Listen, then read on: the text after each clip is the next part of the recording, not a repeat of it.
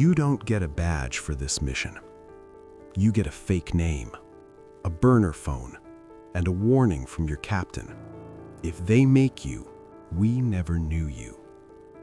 This is what it feels like to go under. Level 1, the alias.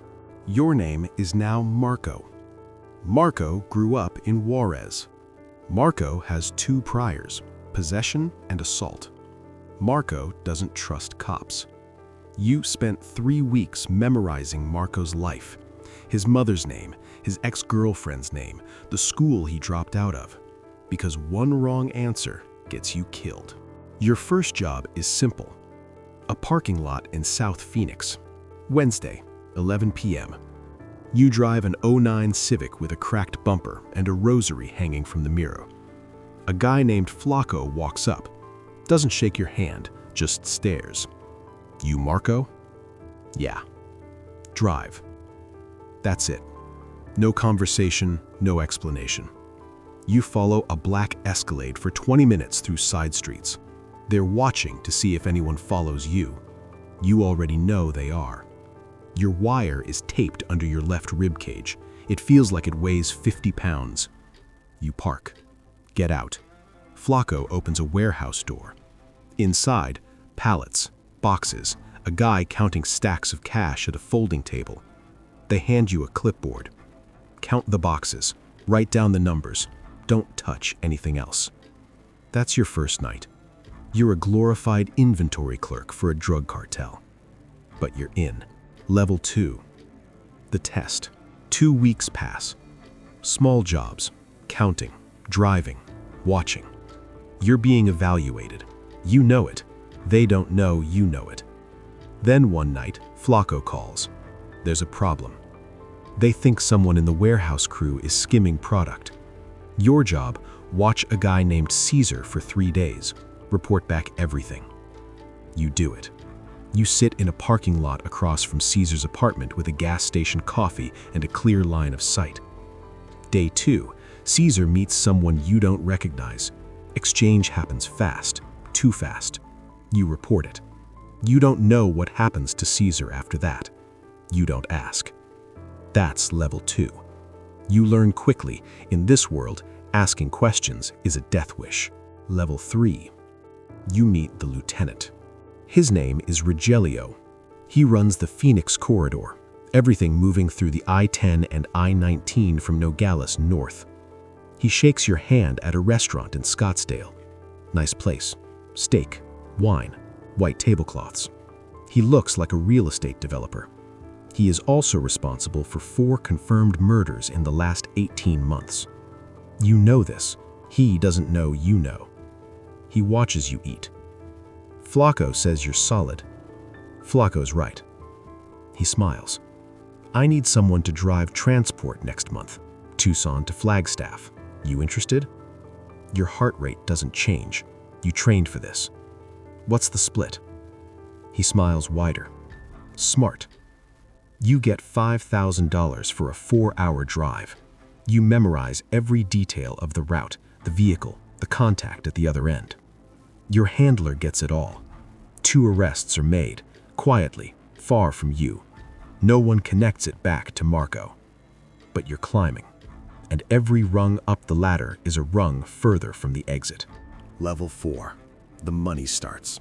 3 months in, you've made $31,000 in cash that you can't spend.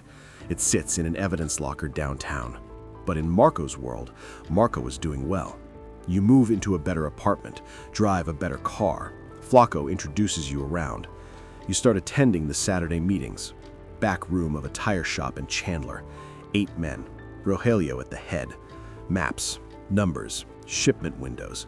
You're absorbing everything. Your handler calls it a gold mine. You call it terrifying, because you're the only man in that room who doesn't have blood on his hands, and you can feel it. Every meeting, you wonder if they can too. You start rehearsing Marco in the mirror at 2 a.m.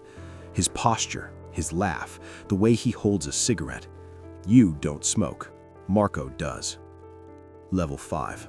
Paranoia walks in. 4 months, then 5. You get good at this. Too good. You start thinking in Marco's voice. You catch yourself lying to your sister on the phone without flinching. Your real life starts feeling like the cover story. Then a new guy shows up at the meetings. Hernan. Quiet, watchful, doesn't talk much. But he watches you. Not the way the others watch, casually, instinctively. He watches you specifically.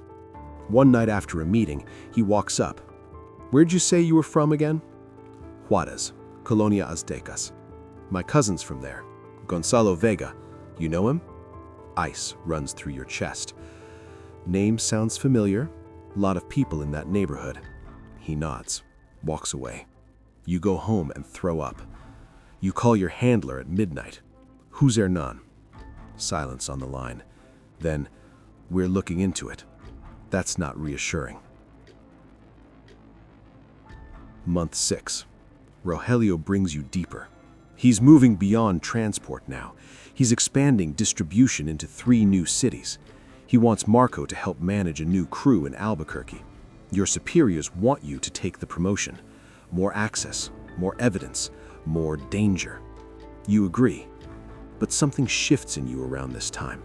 You're at a gas station in Albuquerque, 7 a.m. A woman is filling up next to you, 2 kids in the back seat. She has no idea what's moving through this city. No idea that you're standing 30 feet from a man who is about to flood her neighborhood with product. No idea you're the one trying to stop it, or that you might not make it out to testify. You pump your gas. You drive to the meeting. You do your job. But something in you is different now. This isn't about the operation anymore. It's about those 2 kids. Level 7. Hernan knows. Month 7. Hernan corners you alone. Parking structure, 3rd floor, no cameras. You checked when you arrived. He checked too. "I made some calls." He steps closer. "Nobody in Colonia Aztecas knows Marco." Your body goes completely still. Neighborhoods talk, you know that. He tilts his head. "Rogelio trusts you. I don't." Long pause. "I'm watching you." He walks away. You have maybe 72 hours before he convinces Rogelio. You call your handler. "I need extraction or I need Hernan gone." Silence. "We're close to enough for indictment. We need 2 more weeks." "I don't have 2 more weeks." "Make it work." He called you Marco. Level 8. The wire almost breaks. Week 2 of borrowed time. You've been careful, meticulous, but Rogelio pulls you aside at the tire shop. He looks different today, harder. Hernan thinks you're a Fed. You let that land. Don't flinch. Hernan's paranoid. Maybe. Or maybe he's right. Your pulse is at 140. Your face shows nothing. You want me out, say the word, I'll walk, no problems. Rogelio studies you for a long moment. Then he laughs. A short, low laugh. Hernan's been wrong before. He extends his hand. 2 more shipments, then we celebrate. You shake it. Hernan watches from across the room, his jaw tight, his eyes saying something words can't. You drove home that night and sat in your car for 40 minutes, hands on the wheel, not moving. Level 9. The operation breaks. 10 days later, the arrests happen. Not the clean, coordinated operation you planned. Hernan disappears the night before. Someone tipped him. Not you, but someone. Federal agents move in at 5 a.m. The tire shop, the warehouse, 3 stash houses. Rogelio is arrested in his kitchen, still in his robe. You watch it from a surveillance van 3 blocks away. 12 arrests, 140 kilos, 3 million in cash. On paper, it's a massive win. But Hernan is in the wind, and he knows what you look like, what you sound like. Your new name was burned the moment he ran. They give you a commendation in a room with no windows. Handshakes. Paperwork. Your captain calls it exceptional work. You nod. You go home to an apartment you haven't really lived in for 8 months. You open the fridge. It's empty, except for a bottle of water and something you left there before all of this started. You sit on the floor. You realize you haven't felt like yourself in so long that you're not sure what yourself feels like anymore.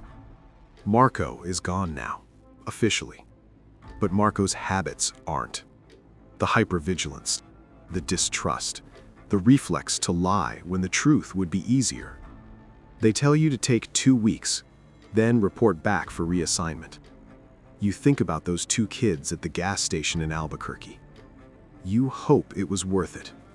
You think it was, but some nights you're not sure. That's the part they don't put in the commendation. That's the part they never show you.